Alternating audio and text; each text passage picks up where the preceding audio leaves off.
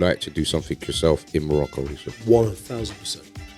The brilliant thing about Morocco, especially that we have as Moroccans, is you can start to think macro when it comes to our country. You can start to think not just I'd like to be in a movie, but actually I'd like to make a movie, or even more, I'd like to run a studio that makes movies, run a production company that makes movies. You know really what I funny. thought was brilliant? House of Gucci. Yeah. That's your favorite. Let's talk about that. Yeah, let's get into about it. Cool. Can we talk about that? How was it working with Ridley Scott? And Amazing. let us know about that project. Sure. Alhamdulillah, I got this after I got the BAFTA nomination, alhamdulillah, but in that same year I got something called the BAFTA Breakthrough. And in that it's like a year-long mentorship program, and they select you get it's really great to get selected for it and stuff. And you get in this little group, they select 2 actors, 2 directors, 2 this and they ask you, who do you want to meet, who do you want to talk to, who do you want to be your mentor or whatever. And I said Ridley Scott. Wow. I just said because I really even though he's a director, I want what he's got to say. Of course he didn't get it, but then a month later I got this audition. Wow. I was like, oh my God, this BAFTA thing is great, even though they didn't do it. They're not the ones that got it. And auditioned. I had done this job right before the pandemic in Italy, where I needed to shave my beard, and I took a bunch of selfies of myself. And I got this audition to play this guy Namir Kirdar, and I looked him up, and I was like, oh my God, I actually kind of could pass for him without the beard. So I know, and I hate how I look without the beard, but I put all those pictures up on my Instagram right at the beginning, and I pinned them to the front, so you could see it. So then when they look me up, they'll be like, "Oh, but wow, yeah, there he is." Like him. I found all the pictures that kind of like make me look like him. That's it. And I auditioned, and alhamdulillah, I got it. And was a great Robert project. De Niro was attached to it initially, and it was like, wow, De Niro, Pacino. Blah, blah. But it was great, and it was during the pandemic. Italy had all these rules about being in the hotel room for 14 days before the quarantine. My daughter had just been born. She was 3 months old. She was just starting to like want to walk, and I couldn't be away for so long. So I would go to Italy, I would film, and then I'd get back on a plane and stay with them for 24 hours, and I'd go back to Italy, quarantine again, Wow. 14 days. I did that about 2 or 3 times. But you meet Ridley Scott, and he's like brilliant. He's great. He loves Morocco. He's talking about Morocco.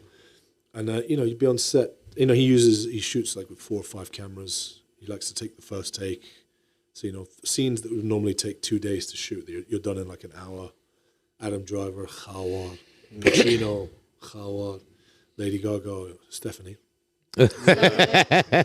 Your first name basis. Stephanie. Your first name basis. You are Steph. But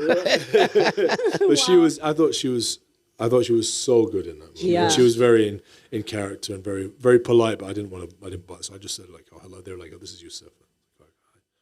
And all the other guys, and Jared Leto, I never met him. He was in costume and in makeup all the time. And they're like, we're calling him Paolo. It's like, Safi. He's staying in character. He's in character. He does do that. He's a proper method actor, isn't he? Yeah. He likes to really get in the zone, and he's known for that. Yeah. He's known for that. But it was brilliant meeting Pacino and working with Pacino and even the guys who were my accountant and my other thing. The guy who was the accountant is an actor named Mehdi Nebu, and he's a phenomenal actor. I was a huge fan of his. Wow. But he just wanted to work with Ridley Scott. So again, he'd worked with him already on Body of Lies. Another incredible movie. He's the guy. I think he's the guy that Thingy goes to get. Anyway, it was a really great experience, and being, just being in this big set with Ridley and this old school filmmaking, and I remember he wanted me to smoke a cigar, and I was smoking the cigar, and he goes, if you're getting a bit sick, just don't light the next one, huh? Just pretend, and we'll paint it in after. I was like, oh, okay, and then I thought about it. You're gonna paint the smoke that comes out of my mouth, the glow, you're going to do all of that after. Like, that's the level that we were at. I was like, oh, man. And the brilliant thing was, because I knew Pacino was in it, because I knew Ridley liked to use the first take, I had 3 months to prepare for this role. And I did the best preparation, I think, that I've ever done. I did a very simple. I knew I only needed to do one thing, which was memorize all the financial information from this company, because it's a real guy that I was playing. And I memorized about 15 years of financials, profit and loss, all that stuff. So I walked on set, with this information in my head, and I was so... You became your character. Yeah, because I had to play a high-status character, and there's Adam Driver and Pacino and all these people. So you have to really be comfortable. And I knew that all I needed to do was just know what you're talking about. All these numbers that I know that they don't have. And then with Pacino, I knew he liked to improvise, because for him the script is just the beginning. There's a lot further to go. Whereas for us, the script is the end. It's the end. It's the be all and end all. The be all and end all. So I memorized all these different. I watched YouTube. I think I watched every interview he ever gave on YouTube. And then I mapped out all the different directions that the scene might go in. I memorized like about 50 or 60 different versions, and all that stuff. Every scenario Pacino could take not just every, but it's like pretty much if I say this and he might say that, then if he says that, then I'll say this, and then maybe he'll say that. Like I'm pretty sure he'll say that. He'll go in that direction, and you just sort of like. So I was just so like, I was so ready. And how did it end up? Did it end up being a scenario you prepped for?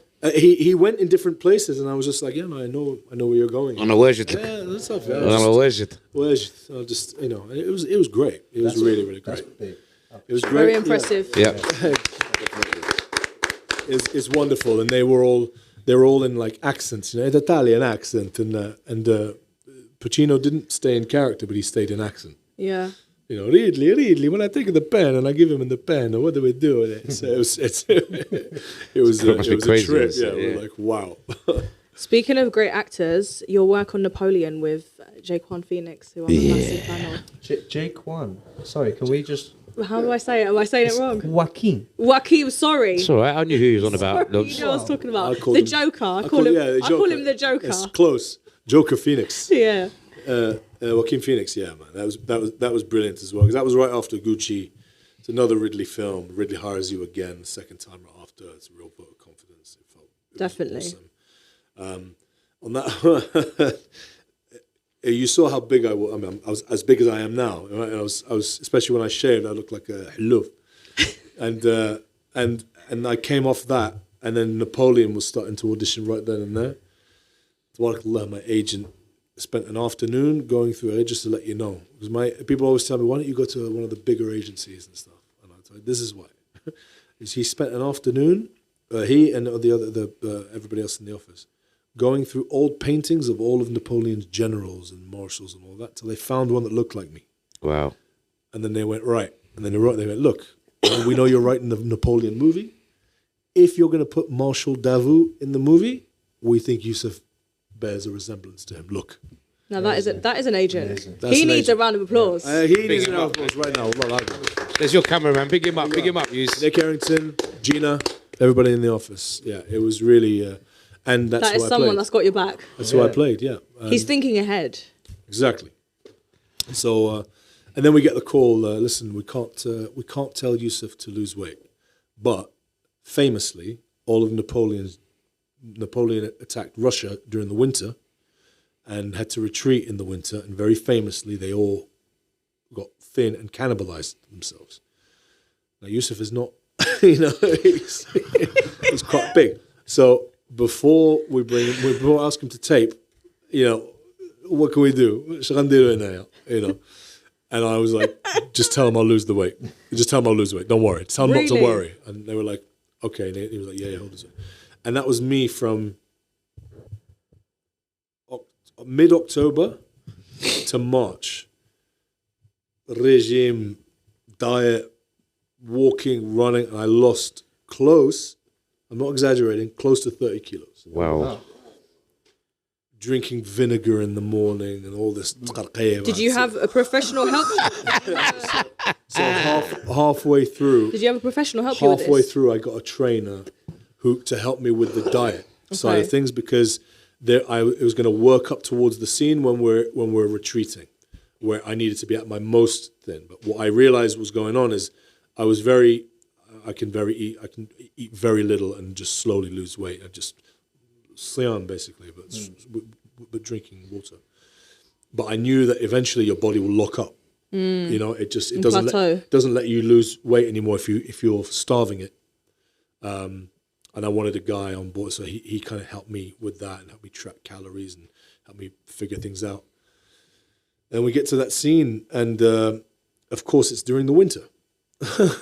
And on the day they wrap this giant cloak over me like a bearskin thing. Covered everything up. It's just my face showing like that. But it was good, you know. I showed up on set. So you lost the weight for nothing? Oh, no, not at all. I showed up on... Joaquin had also been dieting and stuff, and I remember being on set. I was like, hey, we did the same thing. We did the same diet. Chef Fia Bhalli. Who are you, mate? Who is this guy? You know, who's this guy talking to me?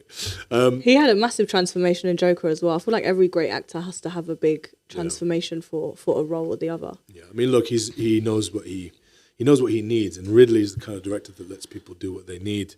But Ridley, when he saw me in the costume, he was like, he's like, "What did you do?" He disappeared. You know? I was like, yeah, I've been working out. You know? Well done. It was quite a physical film, wasn't it? I mean, like it was amazing. Quite demanding. It was amazing because this is the thing when you work with these names like Ridley Scott, Pacino, they are exactly how you think they're going to be. They're these big icons. They sort of look. They come across as what you think. And with Ridley, you can just be like, I mean, this is what's so amazing about it. You just be like, hey, what was it like on Blade Runner? Like when you shot this on Blade Runner, how did you do that? And he'd be like, oh yeah, so what we did is with them. He tells you how. So he's quite happy to sit there. So down to earth. He loves it. He loves it. He loves talking about the stuff. You know, he loves talking about like, you know, when you shot in Morocco, Kingdom of Heaven. He's like, oh, I love Morocco. All this shoot there. And I was going to shoot something in Morocco in June. He's like, where are you going? June. And when Moses at? Yeah, he went too hot. Yeah, and he was right. He knows. But he knows everything, and he built, you know, the Kingdom of Heaven set. I've shot there 5 or 6 times on other projects. We call it Kingdom. Okay. It's got the location name is Kingdom. I'm sort of Kingdom. And they've left it there. He made the movie and he left that there. And that set has brought so much to Morocco. Yeah.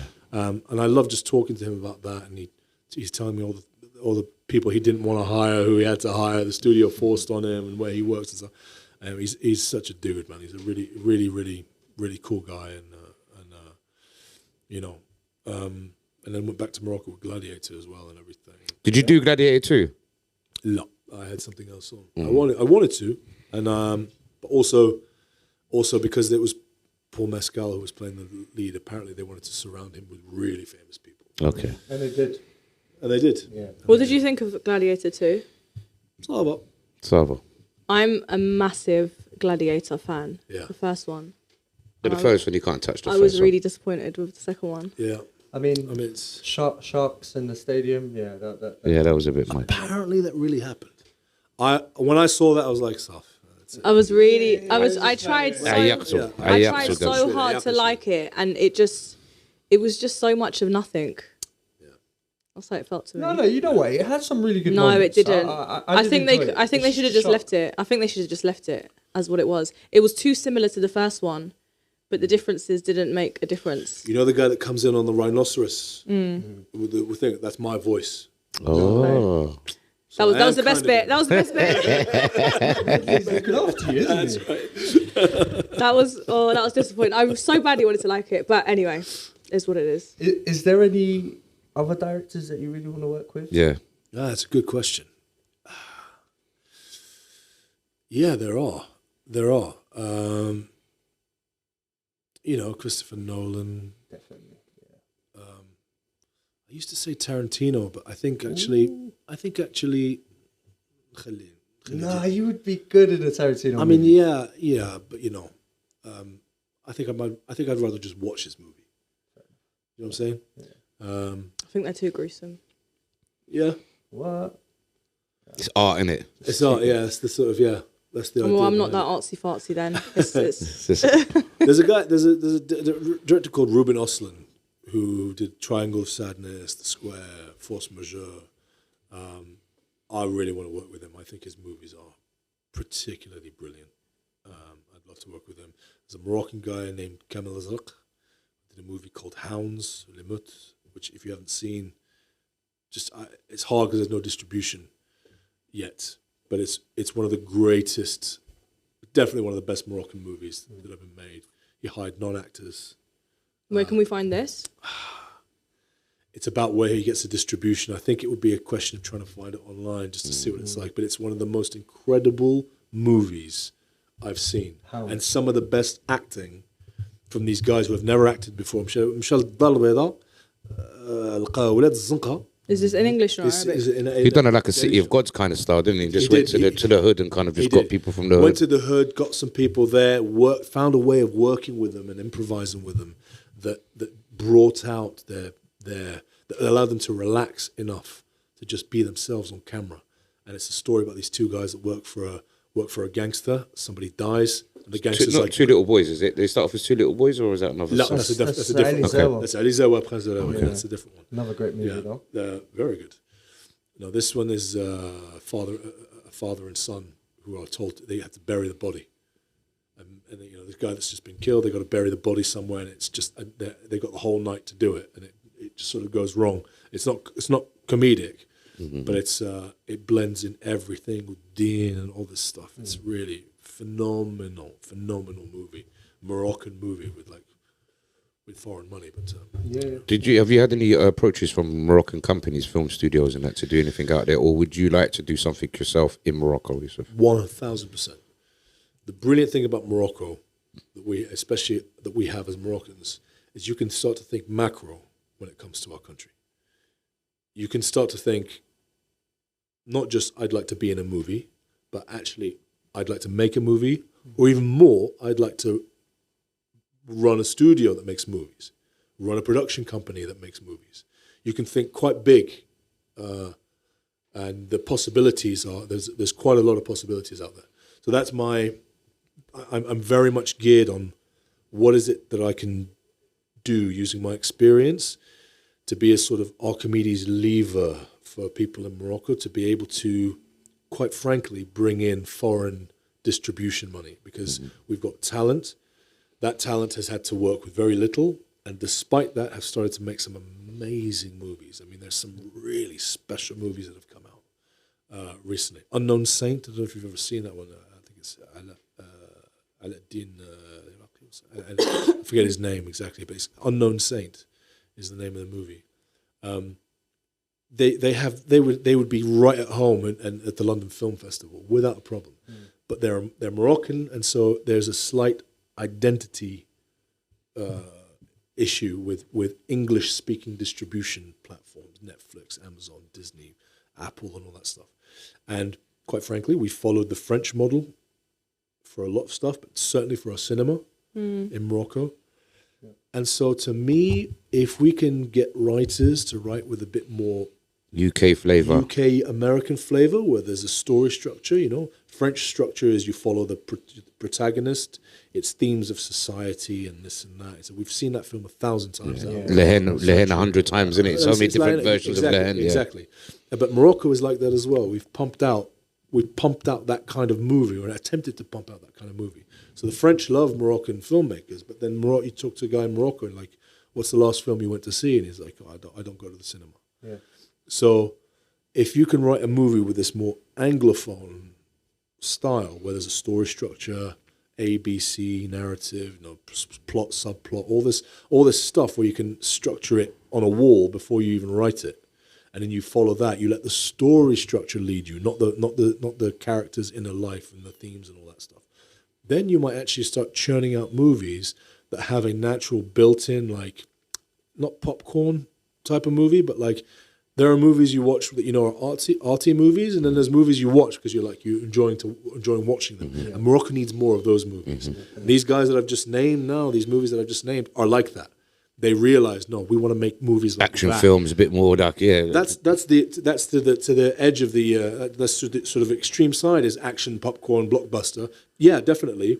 But even just simply a story structure. There's a story. Something's happening. Mm-hmm. You're following the story structure is leading you along, not the characters and the protagonist. تابع القصة. We're not following the problems of society and the this and the that. But people have had enough of that. They've had enough of seeing films about prostitutes and films about like street people. They've had enough of that. They want to see a movie with a story, what happens, drag it along, that follows its genre. It's a drama, it's a romance, it's a whatever. They want to see that. And Moroccans have an appetite for it as well. But more importantly than that, English distribution models, where all the money is, American distribution platforms, they then will recognize that the identity crisis won't be there. So they'll see that. So now if you look on British Netflix, American Netflix, there is a lot of rubbish on there. How are those movies getting? Yeah, some cheap budget ones as well. Some low budget stuff. They're all getting up there. The reason why films out of Morocco, Africa, Far East, all that stuff don't make it is because there's a different identity to how they've been telling their stories. So just bring it back a little bit. You're doing a Moroccan story, Moroccan themes, Moroccan everything, but just follow a structure that English platforms recognize, and then all of a sudden you're starting to open. You're starting to give chance to a filmmaker, even an average filmmaker, to get their movie bought by an English or American distributor, and then you get a bit of money coming back into the country. You know, and like you said, we've got the talent. The talent is there. We've got the scenic views. We've got the space to record. We've got everything. What's happening now is they can't work unless they get foreign money. So they go to Europe, they go to European film funds, they go to France, they go to Germany. That gives them money to make movies, and then sure enough, that also tells them what angle to take with their stories. So you get all these Moroccan films coming out, and they're all slightly critical of Moroccan society, slightly critical of an Arab male, slightly critical of the religion, slightly critical of all this stuff. So you lose that creative control. You lose creative control, and Moroccans figure out a way of just some Moroccans figure out a way of just continuing to make movies by tapping into all that, you know, which is so that's kind of, to answer your question in a very roundabout way. That's where my head is at. There's a way? What is the way of bringing that about in Morocco? And that's my sort of current. Because it's the same with us now. I mean, with Marocafella, we're trying to push that we're in the culture, but we're not a part of the culture. Do you understand? We're in it, but we're not a part of it. If that makes any sense. Yeah. With Morocco, we're trying to be a part of that. We're not even trying. We are being a part of it, and that's what we want. Trying to put our Moroccans out there. We are here. We do exist. Hence why we've got like yourself on the show and that to promote this stuff. We need to have more Moroccans out there, 100%. And there's a lot of us out there, Youssef, that are very quiet. They're just getting on with their work, and because that's what we do. Yeah, and that upsets me because to find out that you was Moroccan, it was like, wow, look, man, we got our brothers are doing some amazing work. Our sisters are doing like stand up, man, and be counted. You know, the West Indian community do it, the West African community do it, the Asian community do it. And that's sexy. It's just the survival. Like one thing we do better than anything is survive. It's chameleonize and survive. That's our big thing. And the best way to survive is to keep your head down. You keep yourself to yourself.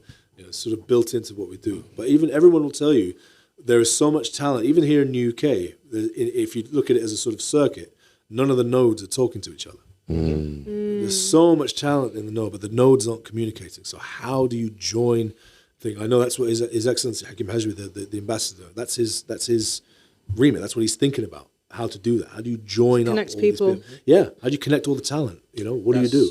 This is what we're here for, guys. All the talent is going to come through here, inshallah, ya Rabbi, and we showcase everybody.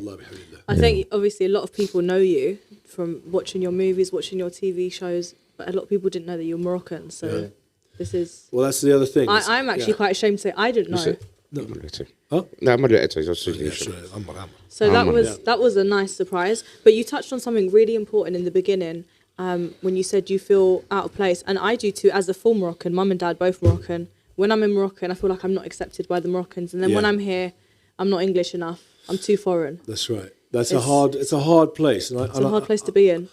I sometimes wonder if there is... because it's very easy to say that it's my background and my ethnicity and the makeup of my family is the cause of that. But sometimes in Morocco, if you're not like their nearest and dearest, they're not going to accept you. The way he's done his face. I'm speaking about even generally just being out, speaking to taxi drivers and shopkeepers and whoever, even family in Morocco. You're not Moroccan enough to be a Moroccan, but then over here, I'll always say I'm Moroccan. Okay, I was born here, I'm English, but I'm Moroccan. Yeah. But you're you're too foreign to be English, and you're too. So I think there is a difference between the way the country thinks about you and the way some people might deal with you. Like you know, it's kind of a thing that's known in Morocco. If somebody gets a raise in a company or in a job, a lot of people in that job start to gang up on that person to try and get them down, because it's just built in. We're working on it. You've heard all the stories. You've got family. You talk to them. Everybody's trying to make it better. But that's the kind of thing that we have. If he's doing well, it means I'm not doing well. So if you're coming and living in England, immediately it's like, well, if she's got that opportunity, then I don't, and therefore I would imagine that, and that's why I feel I get a lot. I get a lot of like jealousy. I mean, I don't want to say jealousy. I just They don't feel that there's enough space. It's just for all unconscious maneuvering in order to mentally and emotionally feel okay with the fact that you live at Fil Kharij, or that you managed to get out, or whatever. You know, I used to go back home when I was at uni. I used to go back and do Qiywa, you know, see Wulad al-Huma and stuff, and they'd always tell me, you know, we come here every day. There used to be a boat outside the cafe filled with sand and stuff. We come here every day. We wait for that boat to get up and go to go in it. And you're taking a plane. You know, it's all that stuff. You know, and I think there's a lot of projecting. I think there's a lot of projecting that happens. But the thing that we have as Moroccans, that I know you guys I've heard you guys talk about this a lot, and I've always wanted to reach out and say, in France, for example, you're not French until you do something amazing that the country can like use. Remember that African guy that scaled the building, right? And he saved that girl, yeah? They gave him a nationality. They gave him nationality. What was the difference? He was the same person before. Literally. Yeah, the French team, when they won at the football, they gave him more citizenship, right? It's a reward. Morocco's not like that. It's never been like that. You've got Moroccan parents, you're Moroccan. You know? Whether you've done something great or not. Whether you've done something or not, we want you. We don't know who you're going to be tomorrow. You know? Henaya, you have the passport, it means nothing. It really doesn't. It's movable. Everything's movable. But for Morocco, no. You know, that's why I tell everybody, if you don't have the bitaqa, go get it. It's your right. Go register at the consulate. It's your right to have that. Have your ID card. You know, it's your right. Have your passport. Because Morocco wants you. It values you as a Moroccan. It says you're Moroccan, and it wants you. It wants what you might be tomorrow. It loves its people, isn't it? Yeah, but that's the country. But the issue that I'm talking about stems from maybe people and the mentality. Yeah, I think I'm saying, remember that's what's actually going on is what the country values. It's your country, not your home, regardless. Exactly. It's how your country sees you. Because you know that, let's say that cab driver or something, if for some weird reason you manage to spend a week with them, it will all change. True. Okay? You're talking about momentary interactions, which tells me we're dealing with their internal workings, not necessarily the workings of the society or the culture or the country. And so remember the macro, remember what the country is actually saying. It's not just marhaba, it's like, you know, this is you have a right to everything here. Yeah, you could go there tomorrow and get a grant to buy a flat. You know, they're giving people money to buy apartments and things like that. Like, the opportunity is there for you as Moroccans. I wanted to talk about your new venture that you're jumping in. You know more about it. It's more that you're kind of Game of Thrones and. I'm a massive Game of Thrones fan. Wait. Huge. Ain't no one bigger Game of Thrones. Yeah, so that's why I'm gonna let you do the segment, because that's your thing, Hish. So you are in the next show coming out. It's a prequel. Yeah, that's right. Set 100 years before the Game of Thrones. The original Game of Thrones. That's correct. Game of Thrones. And it's called Night of the Seven Kingdoms. Night of the Seven Kingdoms. Yeah. Tell us, how did that come about? Yeah, I auditioned for it. How did that come about exactly? Yeah, there was an audition for a BBC show called Wolf Hall. That was right after the strike when I got it, and then قولبوني بالفلوس, and so I turned it down and I walked away from it. But and then they got me back in for to audition for this show. Prequel, Game of Thrones. As I was saying to you before, my whole career here, everybody's like, hey, you should be in Game of Thrones. And it's like, yeah, I'm trying. I'm really trying. Where he is, man, he is. And they wouldn't get, I got one audition to play a Dothraki or something. And I got another story about that with the voice and stuff like that. But I didn't get in. I didn't get it. And then House of Dragon as well, a couple of auditions. Well, and I'm like, okay, it's not meant to be this Game of Thrones franchise. And then this thing comes out, and there's this part, the blacksmith, named Steely Pate. It's based on a book that everybody knows, George R. R. Martin's favorite books that he wrote of the whole world, about a knight, a guy who wants to be a knight, and he needs armor made, and he finds his armor's made by this strong blacksmith named Steely Pate. I auditioned for it. Kul Shibrani, Mgher, the showrunner. And so I had another audition and another one and another one. And they told me, listen, and by the end, he just said that, fair play to him, Ira Parker, and he said, look, I just got to be honest with you. Like, I'm not buying it. Like, why am I not buying it? And I'm like, because I'm bald and you haven't seen me in all the get up and everything. Like, imagine I've got a wig on. Imagine I've got all this stuff on. And then he was like, oh yeah, really? That is actually all it is. He's like, amazing, great. It's like, okay, cool. It's so simple. Just so simple. You sell it to him, just like that. I was just like that. And, I was like, I think, see, I worked telesales before, that's why. I was like, I'm going to try it. You see the vision, you need the vision. So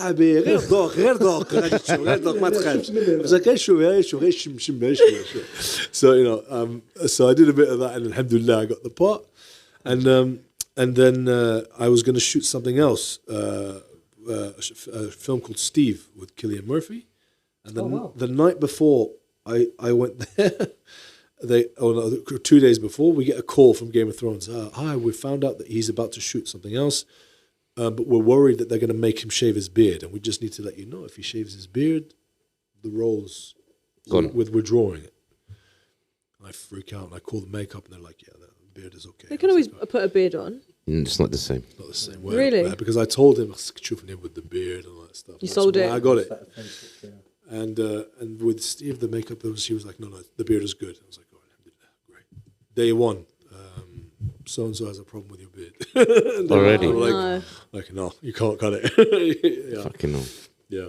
But anyway, we did all that, and then Tabarakallah, it was just, like I say, it was all the people that didn't get into Game of Thrones the first time. Yeah. And you'd be on set, standing there, and just going, dun, dun, dun, dun, dun, dun, dun, dun. And you go, oh, I'm so sorry.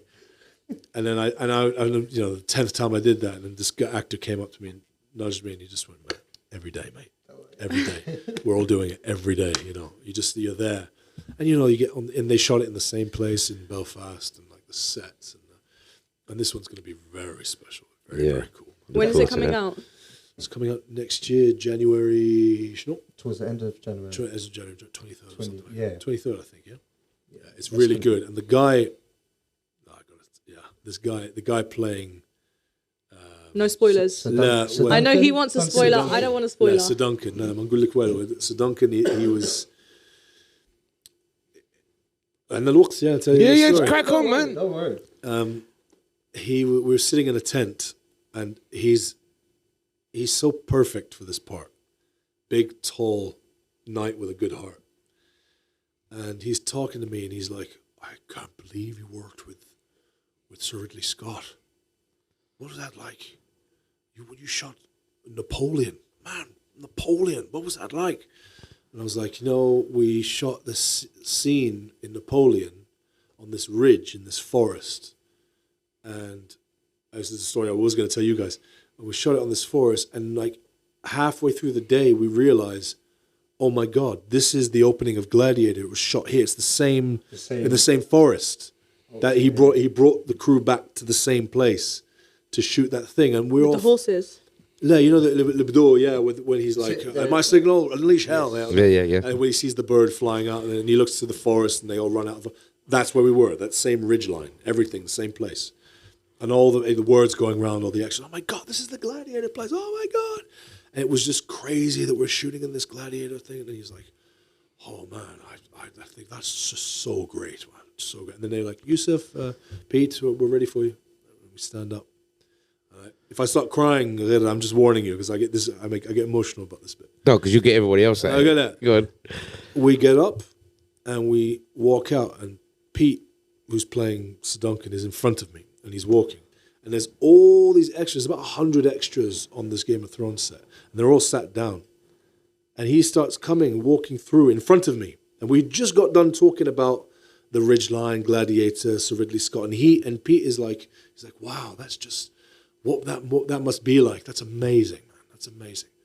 And he's walking in front of me, and as he's walking past these extras, as soon as they see him, they stand up and they go, "Good morning, Pete. Good morning, Pete." And he's going, "Good morning. Good morning, sir. Good morning."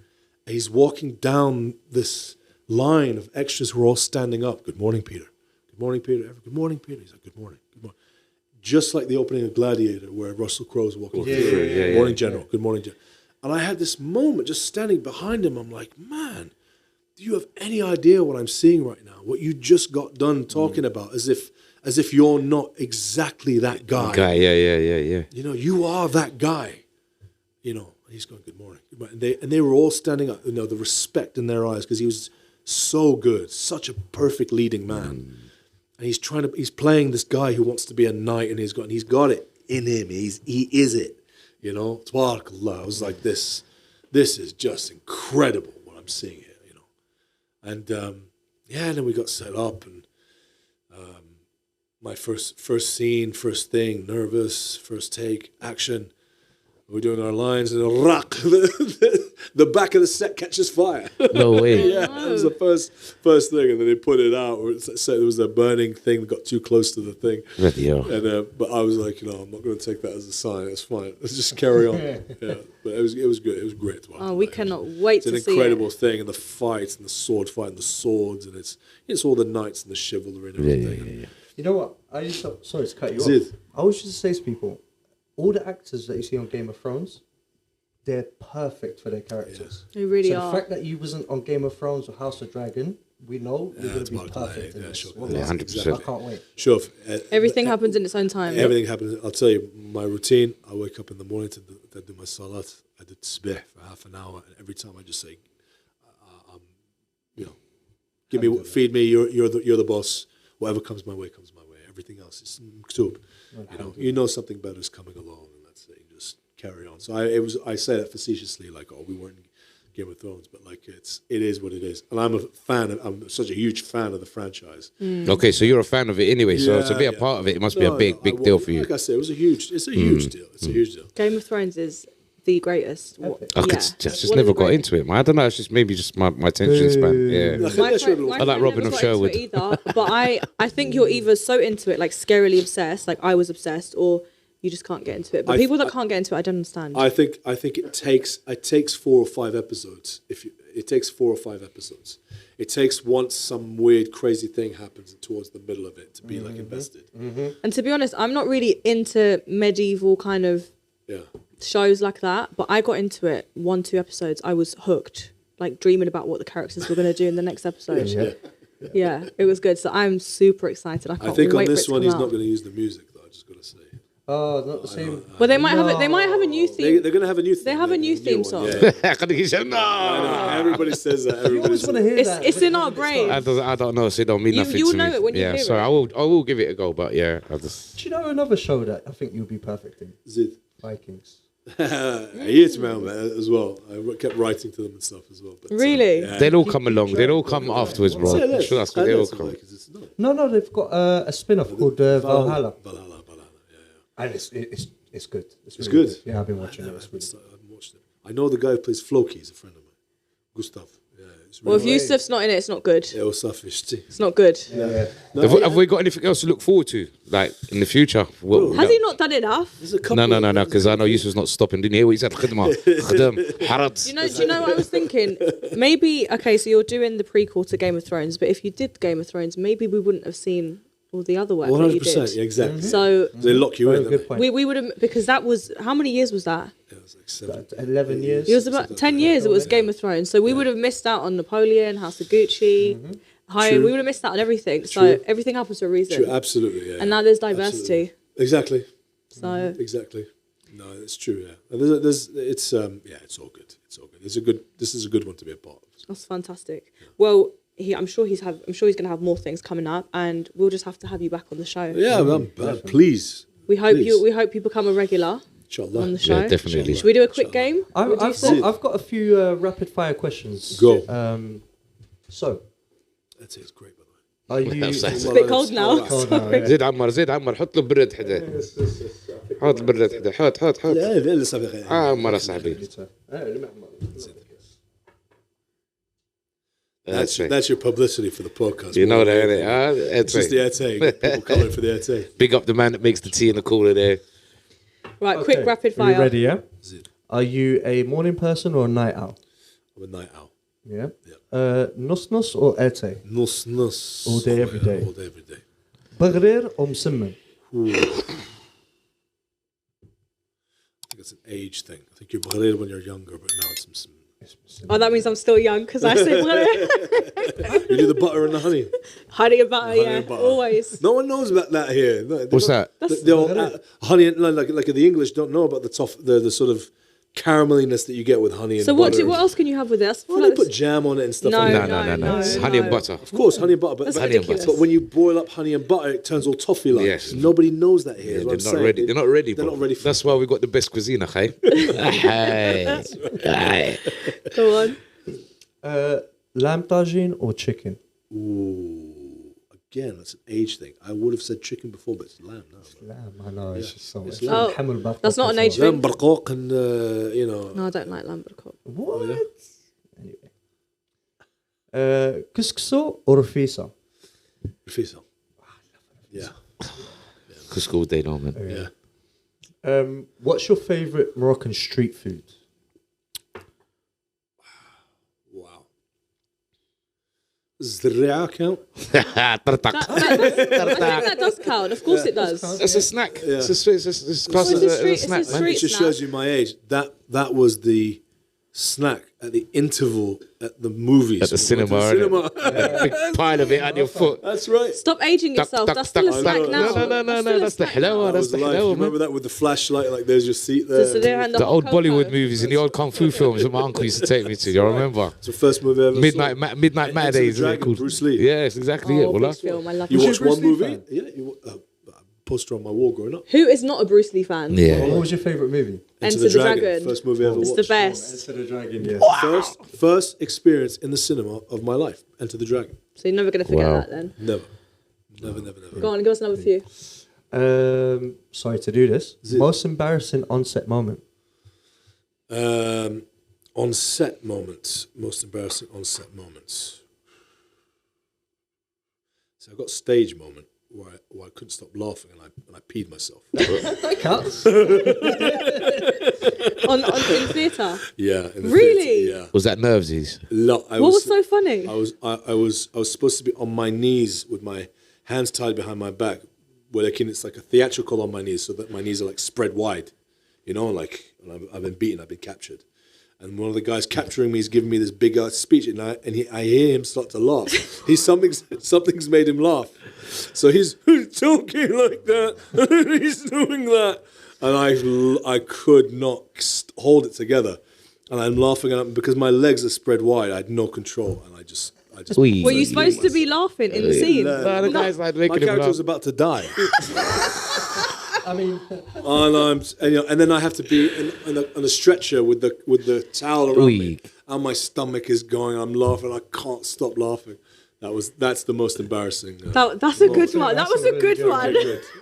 Good. for someone who's about to be killed, it's a good. Yeah. I'll give you. One more embarrassing moment on set. For Napoleon, I had about 2 months of horse riding lessons, and you know the French, they wore these big like hats with the feathers and the cloak and the taqib, and getting on a horse, it's hard. But if you like practice and you get good at it, you know, you put your foot in there and then you stand up and get it. Otherwise, they put it like some steps out for you and everything. And then Ridley's watching me, and I'm like, I've got to like Do it in one go. You got to look Swing good. my leg I've got to over. look good. You got to look good. But I've got this massive, heavy like a cloak with a big like a Count Dracula collar. You know Oh, what I yeah, mean? That's how they had it. But the collar is pushing up against the hat. tilting the hat forward. You can't see nothing. It's tilting the hat forward, right? Every time I do that, it's making the hat go bruck. And so they're like, listen, the cloak is very, very heavy. You can't swing your legs up. We're giving everybody stairs. I'm like, all right, fine. So they bring the stairs out, and I get up, and I start, and then I go forward, and I just have this like rock buck, and I'm like, my stomach is over the horse, and I'm like, give him my hat. And I look, and after about 5 minutes of like every time I try to adjust the hat, the cloak pulls me back down, and then I kept doing all that until I finally get up, like, and I'm. You know, it's very embarrassing. I almost got up backwards on the horse, you know. Facing the other way. Finally make it right. And I got my hat and like I lifted up. So very uncool. And Ridley's looking at me the whole time. And he's like, oh, this fucking guy. This guy. I'm like, no, I wanted to show him that I've had like 2 months of riding. You tried. It all went down the drain. Yeah. Sorry to do that. If you could swap lives with any character that you've played, who would it be? Wow. I guess the guy from House of Gucci, because he was a billionaire. It was a big deal. Yeah, I was about to say, asylum seeker. Billionaire. He was a billionaire, and a really cool guy. Had a really good theory about the Middle East. I read his autobiographies before playing him, and I thought, oh, this guy's actually very interesting. He was friends with the Queen and England and stuff. And he believed that the route to security in the Middle East was making the Middle East prosperous economically. Every country being economically, prosperous. Same thing with the people used to say that about Palestine and Israel. If you make both of them neighbors, when they start to do well economically together, then they start to help each other out because they want to keep that sort of thing going. And so like that was a theory way back when. But I would probably want to play him. Or be him. I don't blame you. No. Honestly. Not just because he's a billionaire, because he's a cool dude. He's one of the guys, and he's one of the few that's not, in distress. Because I play a lot of people in distress. We'll have a last one, and then we'll round it up. Hisham. I've got 2 more. Go for it. So, what's the best acting advice that you've received? Best acting advice I've received personally was do paid work. That was my first bit of advice. Do paid work. Do paid work. Now it's more adept to America because most of the work you do in America is unpaid. You assume it's unpaid when you're starting out. They have that culture of just working for free, And so if you choose to only do work that's paid, you actually have a chance of having a career, and he's absolutely right. The other bit of advice is, if you're working on camera and you hear, okay, rolling, action, right. When you hear all that, that's where the nerves come from. And so the best way to deal with nerves is to imagine that you're doing the practice, the rehearsal. So you'll always rehearse something and practice it, or before the mics go live, you're all having a chat. Just try and take a mental snapshot of what that feels like while you're doing it. Because then when there's like, okay, we're live, then just be like, no, what was that? What's that snapshot of how I was feeling? Or, relax like that, Just remember that. That's a good one. Good advice. Wicked. Yeah. Last question on here. Now, I promised that I would ask this, even though I know the answer. Are we going to see any dragons? No. Fair enough. There you go. That's your answer. Yeah. But I'm not saying. I'm not saying anything that's not in the public domain already. A pet dragon. I'm assuming it's a pet dragon or something, isn't it? And then, I don't watch these things. You I don't haven't watched know. Game of Thrones. Because it's all mystical and. There might be a prop dragon, but not actual dragon. Actually, do you know what? Yeah, I tell a lie. Actually, there might be a dragon. Might. I was hoping you would say that, yes. Might.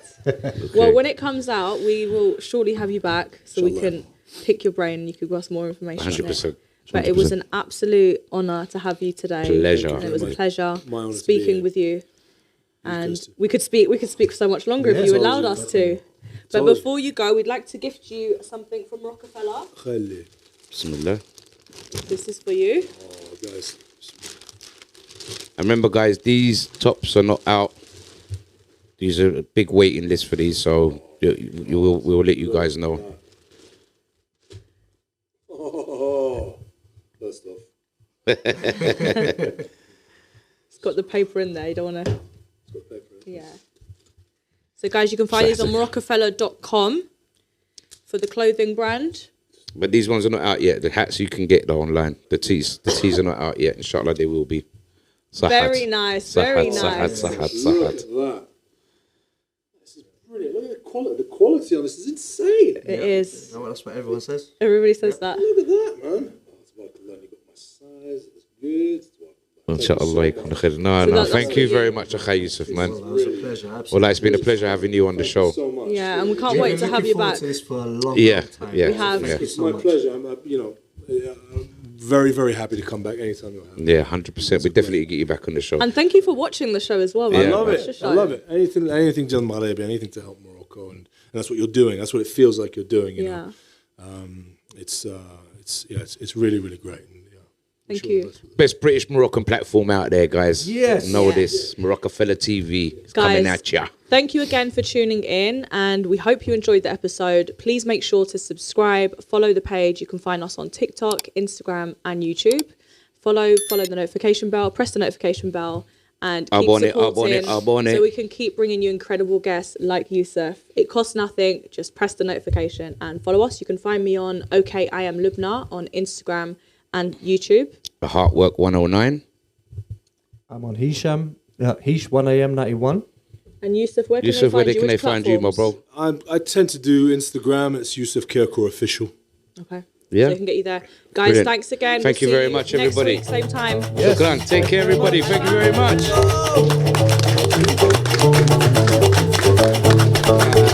Fantastic.